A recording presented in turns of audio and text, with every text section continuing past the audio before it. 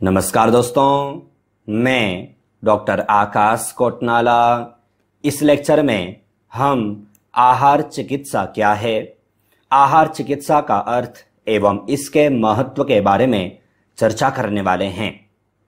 पिछले लेक्चर में हमने आहार के बारे में जाना, आहार क्या है, आहार का अर्थ, परिभाषा आदि के बारे में जाना। इसी सीरीज को आगे बढ़ाते हुए हम यहाँ पर आहार चिकित्सा के बारे में चर्चा करने वाले हैं। सर्वप्रथम आहार चिकित्सा के बारे में जाने, उससे पूर्व आहार को हम थोड़ा सा रिपीट करें। तो जैसे कि हम पिछले लेक्चर में भी आपको बता चुके हैं कि हम जो कोई भी द्रव्य, जो कोई भी पदार्थ मुख के द्वारा ग्रहण करें और अगर वह अन्न नलिका से होते हुए आमाशय में पहुंचता है तो वह आहार कहा जाता है। आहार हम जो कोई भी ग्रहण करें मुख के द्वारा, वह सब आहार है। लेकिन वह आहार कैसा होना चाहिए, तो कहा कि वह आहार हमारी सप्त धातुओं का निर्माण करने वाला हो, शरीर का पोषण करने वाला हो और शरीर को शक्ति प्रदान करने वाला होना चाहिए। आयुर्वेद कहता है कि हमारा जो आहार है, हमारा जो भोजन है, हम जो कोई भी पदार्थ ग्रहण करें वह सप्त धातुओं के निर्माण में सहायक हो। रक्त, मज्जा, वसा, मांस, अस्थि, मेद, शुक्र आदि जो सप्त धातु हैं, इन सब के निर्माण में वह सहायक हो, शरीर का पोषण करे और शरीर को शक्ति प्रदान करने वाला होना चाहिए। यह हम पहले भी जान चुके हैं। यहां पर हमारे पास मूल रूप से दो शब्द हैं, एक आहार और एक चिकित्सा। तो हम यहां पर दोनों को यहां पर समझ रहे हैं। आहार को हमने देखा कि आहार क्या है। अब दूसरा हम देखते हैं चिकित्सा। चिकित्सा क्या है, तो जैसे कि आप जानते भी होंगे, आहार चिकित्सा के अलावा प्राकृतिक चिकित्सा है या फिर मैग्नेट थेरेपी है ना, जिसको कि हम चुंबक चिकित्सा कहते हैं, या फिर मर्म चिकित्सा है। इनसे संबंधित लेक्चर्स भी मैं आपको चैनल पर दे चुका हूं। तो वहां पर हमने इस विषय पर चर्चा की है। तो चिकित्सा क्या है, तो कहा जाता है कि या क्रिया व्याधि हरणी सा चिकित्सा निगद्यते। वह प्रणाली, वह प्रक्रिया, वह माध्यम जिसके माध्यम से जिन क्रियाओं के माध्यम से व्याधि का हरण होता है। व्याधि अर्थात रोग। आदि व्याधि आपने योग वासिष्ठ ग्रंथ में पढ़ा होगा। हमने इससे संबंधित कई सारे लेक्चर्स आपको चैनल पर भी दिए हैं और इसके अलावा पूरा ग्रंथ आपको एप्लीकेशन पर भी कोर्स के माध्यम से दिया गया है। तो कहा कि या क्रिया व्याधि हरणी सा चिकित्सा निगद्यते, अर्थात वे विभिन्न क्रियाएं, वे प्रक्रियाएं, वे माध्यम जिनसे रोगों का निवारण होता है, रोगों का निवारण हो, वह सब चिकित्सा पद्धतियां कहलाती है। अर्थात वह क्या है, चिकित्सा है। तो दो चीजें आपने देखी ना, एक आहार और एक चिकित्सा। आहार हम जो कुछ भी ग्रहण करें भोजन के रूप में, और चिकित्सा यानी कि जो रोग का निवारण करे। अब यहीं से आपका यह जो विषय है यह कंप्लीट होता जाता है। इसलिए जब हम आहार चिकित्सा क्या है इसे जब हम जानेंगे तो ध्यान दीजिएगा, आहार चिकित्सा जो यह शब्द है यह दो शब्दों से मिलकर के बना है, एक आहार और दूसरा चिकित्सा। आहार के बारे में आप जान चुके हैं, चिकित्सा के बारे में आप जान चुके हैं। इसलिए कहा कि जिसमें आहार का तात्पर्य भोजन से है, जबकि चिकित्सा का तात्पर्य किससे है, रोग निवारण से है। सामान्य से अर्थ है, देखो ज्यादा कठिन नहीं है और आपको कंफ्यूज भी नहीं होना है कि कैसे एग्जाम में प्रश्न पूछे जाएंगे। आहार चिकित्सा, अगर आप योग के छात्र हैं, योग से मास्टर पीजी डिप्लोमा कर रहे हैं, खास करके मास्टर कर रहे हैं, तो आपने देखा होगा कि आहार चिकित्सा का आपके पास एक पेपर भी आता है। आपके सिलेबस आप देखोगे या फिर पीजी डिप्लोमा में भी है। तो आहार चिकित्सा जरूरी भी है अगर आप योग के छात्र हैं। अच्छा, आप योग के छात्र नहीं भी हैं, योग प्रेमी हैं, तो भी आपको आहार चिकित्सा आनी चाहिए, है ना। मैं इस विषय पर बार बार चर्चा कर चुका हूं।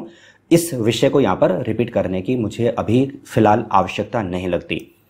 तो ध्यान दीजिएगा, आहार चिकित्सा, आहार का तात्पर्य भोजन से है और चिकित्सा का तात्पर्य रोग निवारण से है। तो इससे समझ में आता है कि आहार चिकित्सा किसे कहेंगे। तो सामान्य अर्थ में कहा कि आहार चिकित्सा वह है, अर्थात कहें कि सामान्य अर्थ में कहा जाए वह चिकित्सा प्रणाली जिसमें आहार के माध्यम से चिकित्सा की जाती है, आहार चिकित्सा कहलाती है। योग के माध्यम से चिकित्सा की जाए तो योग चिकित्सा कहलाएगी। वैकल्पिक चिकित्सा, जिसके अंतर्गत कई सारी चिकित्सा प्रणालियां आती हैं, औषधियों के माध्यम से किया जाए, आयुर्वेद चिकित्सा कहलाएगी।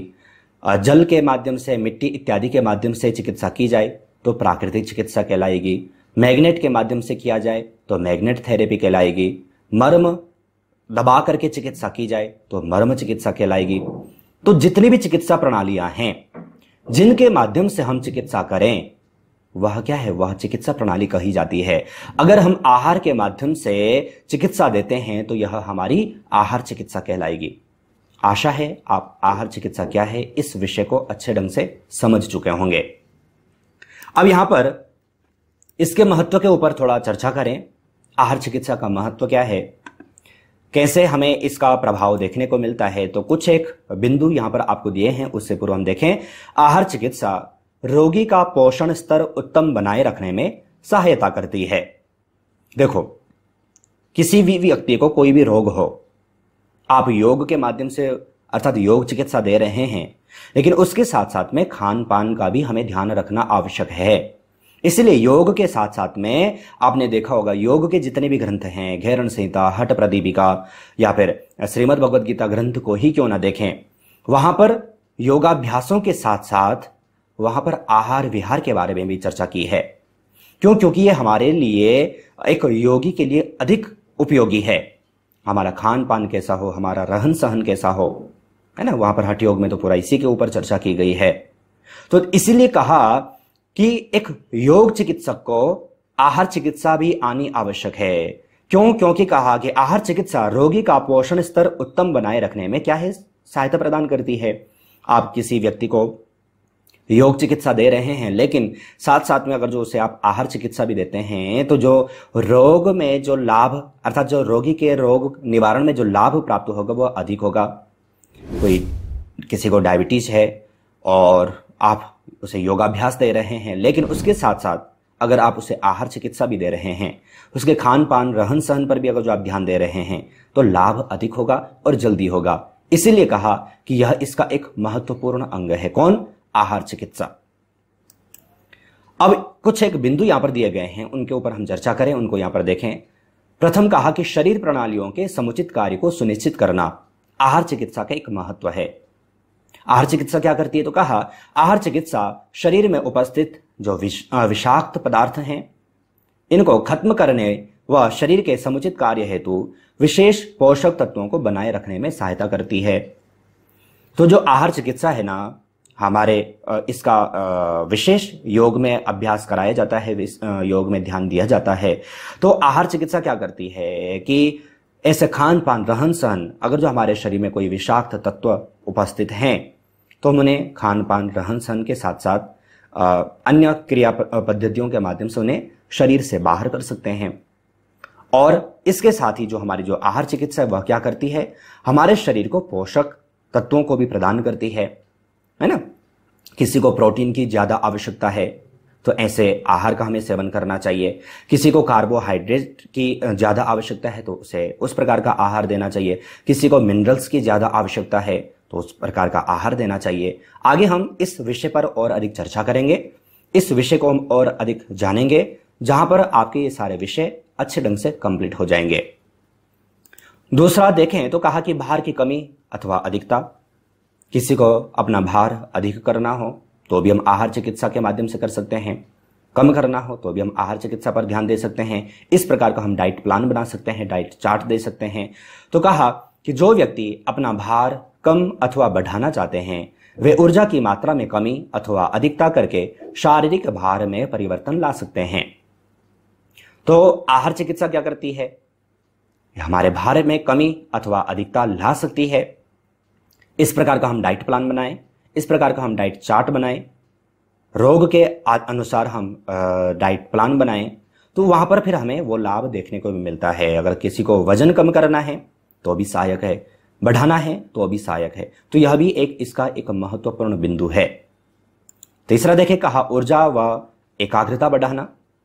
आहार, मैंने पहले भी कहा था ना, आहार के बारे में जब हमने चर्चा की, अगर हमें अपने शरीर में ऊर्जा बढ़ानी है तो उसके लिए तो हमें आहार ग्रहण करना ही होगा। बिना आहार ग्रहण किए आप ऊर्जा कैसे ग्रहण कर पाएंगे? हमारे शरीर को चलने फिरने बोलने आदि पूरे क्रियाशीलता के लिए जो ऊर्जा की जो आवश्यकता पड़ती है वो हमें आहार से ही प्राप्त होगी। इसलिए कहा कि आहार के माध्यम से हमें ऊर्जा की भी प्राप्ति होती है और एकाग्रता क्यों? तो आप देखेंगे कहा कि आहारीय भोजन से पोषक तत्वों को अवशोषित करता है। जो आहारीय भोजन है यह शरीर से पोषक तत्वों को अवशोषित करता है, यानी कि जैसा हम डाइट लेते हैं का फलस्वरूप व्यक्ति ऊर्जा व दैनिक कार्यों में बेहतर एकाग्रता का अनुभव करता है। वह मन संतुलित एवं प्रसन्न रहता है। हमारे शरीर को जिन जिन पोषक तत्वों की आवश्यकता है, अगर हम अपने उन सभी पोषक तत्वों की आपूर्ति करते हैं, वो सब पोषक तत्व हम पूर्ण मात्रा में अगर जो हम शरीर में देते हैं, शरीर को देते हैं, तो शरीर स्थिर होगा, शुद्ध होगा, निरोगी होगा। और शरीर निरोगी है तो मन भी संतुलित होगा, मन भी प्रसन्न होगा। और मन प्रसन्न है, संतुलित है तो एकाग्रता स्वतः बढ़ सकती है। इसीलिए कहा कि जो आहार चिकित्सा है यह ऊर्जा एवं एकाग्रता को बढ़ाने में भी अधिक सहायक है। इसके अलावा और भी कई सारे महत्व हैं। कुछ एक खास बिंदु मैंने आपको यहाँ पर दिए हैं जिनके ऊपर आपको यहाँ पर ध्यान देना है। इन विषयों को समझना है, तैयार करना है, एग्जाम में पूछा जाता है तो आपको इस प्रकार से लिखना होगा। अब आप आहार चिकित्सा क्या है, इसका अर्थ, महत्व सब जान चुके हैं। कुछ एक प्रश्न आपको दिए गए हैं, अगर आप चाहें तो इन सभी प्रश्नों का सही आंसर वीडियो के कमेंट बॉक्स में भेज सकते हैं। प्रथम प्रश्न आपको दिया गया है, निम्नलिखित में से आहार चिकित्सा में चिकित्सा की जाती है आहार द्वारा, प्रकृति द्वारा, औषधियों के द्वारा, ये सभी। तो आहार चिकित्सा में हम किसके द्वारा चिकित्सा करते हैं? सामान्य सा प्रश्न है, सही आंसर छांट करके वीडियो के कमेंट बॉक्स में जरूर भेजिएगा। दूसरे प्रश्न की ओर चलें। निम्नलिखित में से आहार ग्रहण करने से प्राप्त होता है शारीरिक ऊर्जा, शारीरिक वृद्धि, उपरोक्त दोनों कोई नहीं। आहार ग्रहण करने से क्या प्राप्त होता है पूछा है, सही आंसर छांट करके वीडियो के कमेंट बॉक्स में भेजिएगा। तीसरे प्रश्न की ओर चलें। निम्न में से संतुलित आहार में आहार का अनुपात होता है समान, असमान, कुपोषित, ये सभी। सही आंसर क्या है छांट करके आप वीडियो के कमेंट बॉक्स में भेजिएगा। साथ ही आपको बता दें, आप चैनल पर इस प्रकार से कई सारे कोर्स भी आपको yoga education hub mobile application पर दिए गए हैं। आप गूगल प्ले स्टोर से इसे डाउनलोड करें, वहाँ पर देखें। साथ ही कई सारे ई बुक भी पब्लिश की जा चुकी हैं, योग संबंधी हैं। अगर आप चाहें तो इन्हें डाउनलोड परचेस कर सकते हैं। खास करके आप एप्लीकेशन पर जरूर जाएं, कई सारे कोर्स आपको वहाँ पर देखने को मिल जाएंगे। चौथे प्रश्न की ओर चलें। निम्न में से यौगिक आहार का वर्णन किस ग्रंथ में प्राप्त होता है? मैंने अभी इस विषय पर चर्चा भी की। गहरण संहिता है, हठ प्रदीपिका है, श्रीमद् भगवद गीता है, या फिर योग के अन्य ग्रंथ हैं, हठ योग के, किन किन में प्राप्त होता है? आप सही आंसर छांट करके वीडियो के कमेंट बॉक्स में भेजिएगा। आशा है आपके लिए यह लेक्चर काफ़ी यूजफुल रहा हो।